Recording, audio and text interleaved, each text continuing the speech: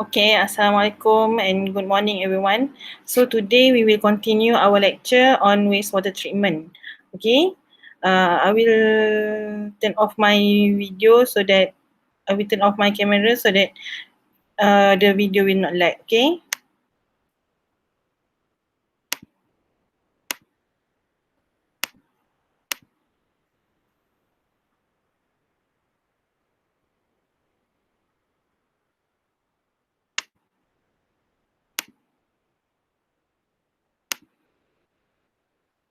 Okay, so we will continue on biofiltration of wastewater, wetlands, and water recycling and reuse. So in last decade, studies have demonstrated that the presence of PPCPs or pharmaceutical and personal care product in domestic wastewater. These PPCPs are removed by biological processes commonly used in wastewater treatment plants. Ibuprofen, paracetamol are effectively removed, but carbamazepine, diclofenac will not be removed easily. PPCPs are then released into surface waters. Long-term exposure, unknown effect, possible dangerous to aquatic life and human. So basically, when it is exposed to bacteria, it will create basically create apa nama ni resistant bacteria towards that PPCPs. Okay. Several technologies have proven to be effectively removing PPCPs from wastewaters of various qualities. We have activated carbon absorption, ozonation, and advanced oxidation processes, membrane filtration. So one of them is biofiltration. Biofiltration systems are typically robust, simple to construct, and have low energy requirement. Therefore, biofiltration potentially represent an interesting alternative technology for the removal of organic micropollutants. The most common technologies are sand filtration, biology activated carbon, BAC filtration, riverbank filtration, and managed aquifer recharge. On BAC, I will share with you an article so that you can read through and know more about BAC. Okay. Okay, wetlands. So we have two types of wetland, natural wetland system and constructed wetlands.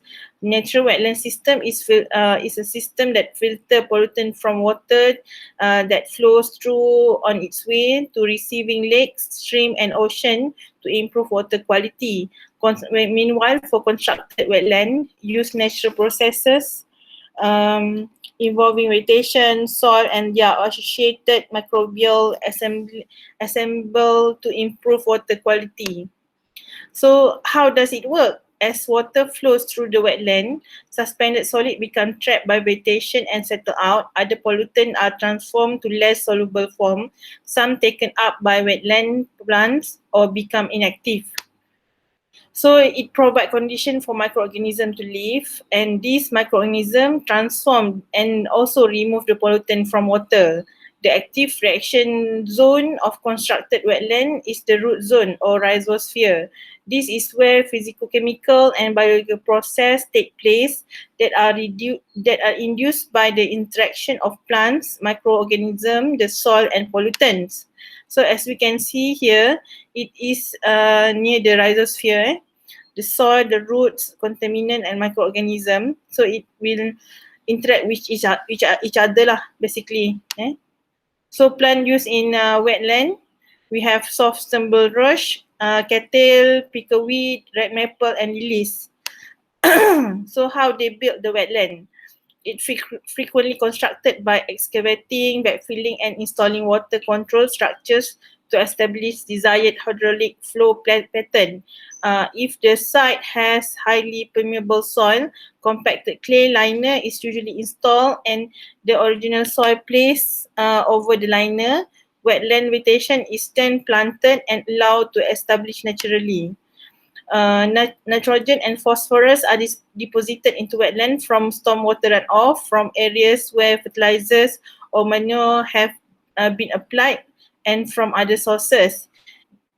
This excess nutrient are absorbed by wetland soil and taken up by plants and microorganisms. And wetland microbes can convert organic nitrogen into usable,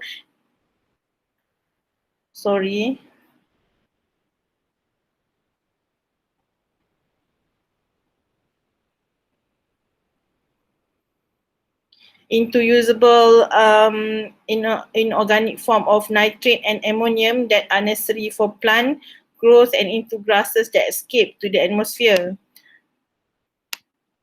So the main mechanism of nutrient removal from wastewater in constructed wetland are microbial process such as nitrification and delignification, process such as fixation of phosphate by iron and aluminium in the soil filter. Moreover, plants are able to tolerate high concentration of nutrient and heavy metals. In some cases, even accumulate them in their tissues. So this is the nitrogen cycles in wetland.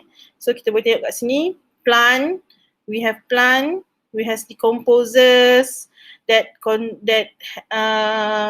do the aminification into ammonium, okay, and then do the nitrification to nitrate, and then nitrifying bacteria will process it into nitrates again. Nitrates, and then denitrification bacteria will release it into the atmosphere, nitrogen into the atmosphere. So they have the nitrogen fixing bacteria living in the legume roots and nodules, and we have nitrogen fixing soil bacteria. So the symbiosis of the plant and the bacteria, okay. So in constructed wetland, the main role in the transformation and mineralization of organic pollutant is carried out by microorganisms. Depending on oxygen input by halophytes and the availability of other electron acceptors, the contaminants in the wastewater are metabolized in various ways. In subsurface flow system, aerobic processes only predominate near roots, and on the rhizoplane, the surface of the roots. In the zone that are largely free of oxygen, anaerobic process such as denitrification, sulfate reduction, and or metagenosis will take place. So we have here the wetland plants associate microorganisms treat wastewater as it flows through the constructed wetland. So we have the pipe here. Pergerakan air adalah daripada sini ke sini, daripada kiri ke kanan. So we have the wastewater that flows into the wetland plants here. Okay, we have the plant roots and then impermeable liner kat sini. Gravel substrate here. So the leaching out the process kurang lah. So wastewater go through here, and then we will collect the treated wastewater here. Okay. So based on the given article, you can write up a summary on this article. Okay, the link also available in the e-learning. This is for wetland lah, and for your information again, I will give you satu lagi article on wetland, so you can read through and know more about wetland on treating wastewater treatment. So we have here how wetland works again. Groundwater flow, bacteria breakdown contaminant here, and this is the wastewater, and then they have the saturated pit stores water here, and then we will slow release of the water into the stream. Okay, so kat sini adalah kawasan wetland tu. Contaminant sediment are filtered here, provide critical wildlife habitat and cleaner water outflow here. Okay. So dia kat kawasan ni dia macam menakung contaminants lah before it will be released into the stream. Okay. Okay, constructed wetland, why need to build them? The most biologically diverse and productive natural ecosystem in the world, improve water quality and support wildlife habitat, low operating maintenance, cost effective, and is aesthetically pleasant, reduce or eliminate odor associated with wastewater. Now we move on to water recycling and reuse. So Singapore is one of the world's first lah basically, world largest user of water recycling and reuse. So they have the NE water. Water recycling is reusing treated wastewater for beneficial purpose such as agriculture and landscape vegetation, industrial processes, public park, golf irrigation, toilet flushing, replenishing a groundwater basin referred to as groundwater recharge, processed water for meals. Okay, some states have guidelines, some have regulation. So this is the EPA suggested guideline for the wastewater plant standard. So the pH, the BOD, the turbidity, E. coli should be none. So the the chlorine should be tak boleh lebih kurang 1 miligram per liter lah. So this is the EPA standard, but Malaysia standard I think would be different. So suggested water recycling treatment and use. So we have primary treatment here, secondary treatment and tertiary treatment. So the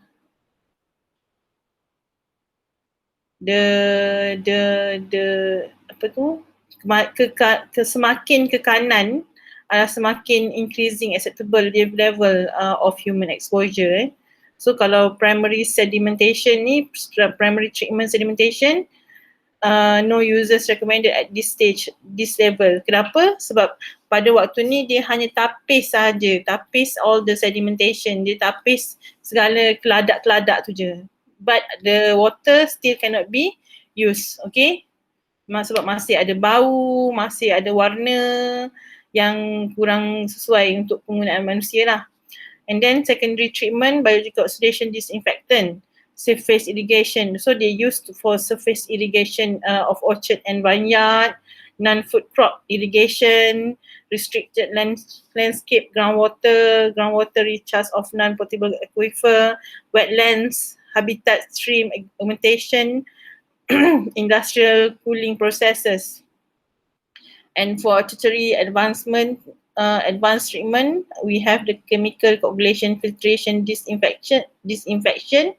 Okay, for landscape and golf, coast irrigation, toilet flushing, vehicle washing, food crop irrigation, unrestricted recreational impoundment. Okay, so and then we have indirect potable reuse, groundwater recharge of potable aquifer and surface water reservoir augmentation. So how effective? So kita boleh tengok kat sini the TSS, BOD, NO3, phosphorus solubility bacteria after each treatment. Okay, after secondary treatment infection, for example kita tengok bacteria lah. Okay, bacteria 2.2 hingga 240 kat sini. And then semakin kurang, and then yang ni tak ada. After secondary treatment, microfiltration and disinfection memang tak ada langsung lah. So semakin banyak, bukan semakin banyak, semakin banyak treatment yang kita buat, semakin kurang lah constituent of the wastewater. Agriculture reuse of wastewater, one of the most significant users of reclaimed wastewater. Water needed for irrigation in some states account for more than 80% of demand. Regulation and guideline vary widely from state to state in the USA. So benefits of agriculture reuse: high concentration of nutrients, may eliminate need for fertilizers sebab kadang-kadang dah ada fertilizer dalam wastewater tu. Long-term soil enrichment, decreased demand of potable, safe to drink water supply, additional treatment in soil. So disadvantages: health risks from acute pathogen, health risks from other contaminant, metals, chemical, pharmaceuticals, constituent, decrease in soil quality from accumulation of metals and acidification. And then we move on to urban wastewater reuse. What is recycled urban wastewater reclaimed water? Urban wastewater that has undergone additional treatment following secondary treatment in order to be reused rather than discharged into environment, so it can reduce strain on potable water supply.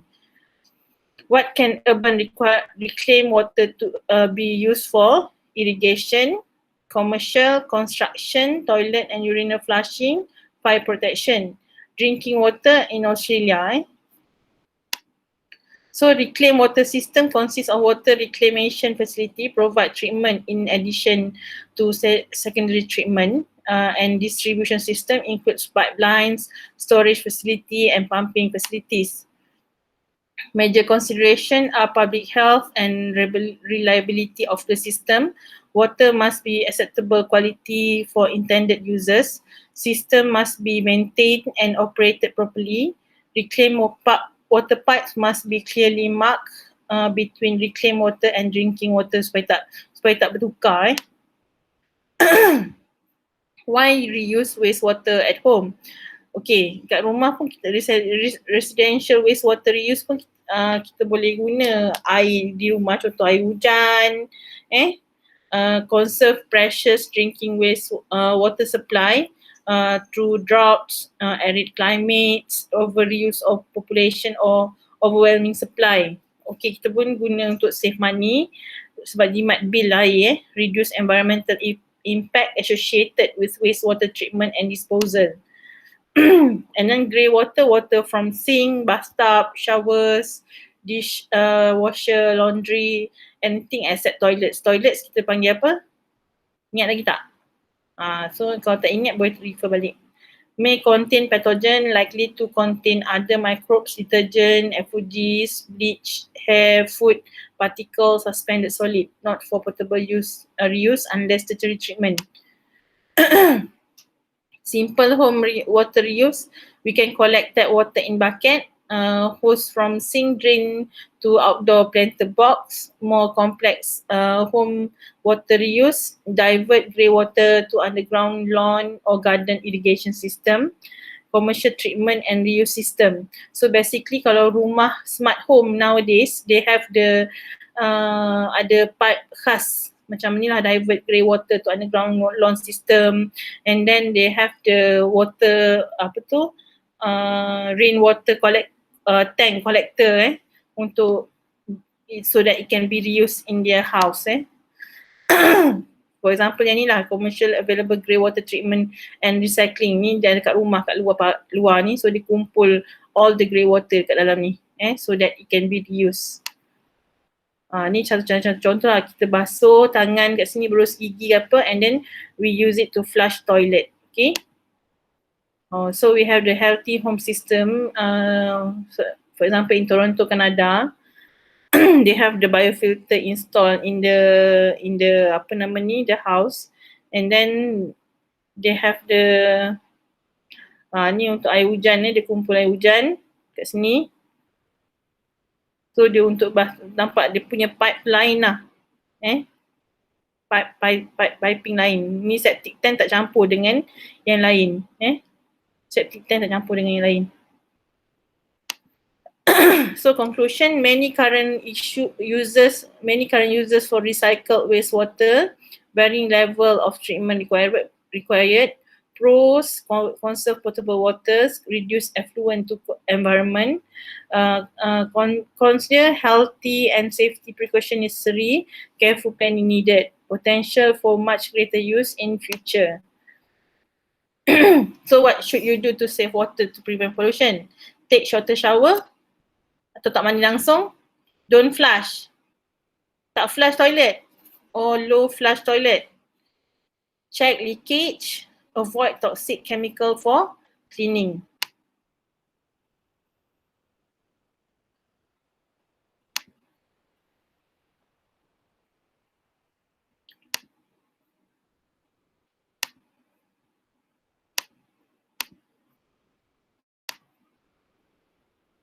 Okay, that's all from me today.